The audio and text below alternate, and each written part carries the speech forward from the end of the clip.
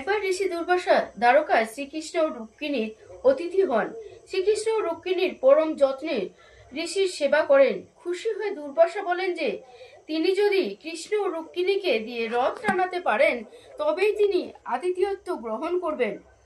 রথ টানার সময় প্রচন্ড রোদে রুক্মিণী দেবী খুব তৃষ্ণার্ত হয়ে পড়েন। তিনি ঋষির কাছে জল পানের অনুমতি চাইলে দুর্বাসা বিরক্ত হন।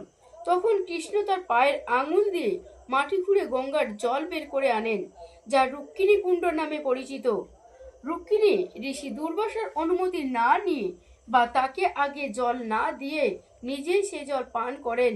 এতে প্রচন্ড ক্রোধান্বিত হয়ে দুর্বাসা রুক্মিণীকে অভিশাপ দেন যে তিনি তার প্রিয় স্বামী শ্রীকৃষ্ণের থেকে বিচ্ছিন্ন হবেন এবং তার থাকার জায়গাটি শুষ্ক ও লবণাক্ত হয়ে যাবে।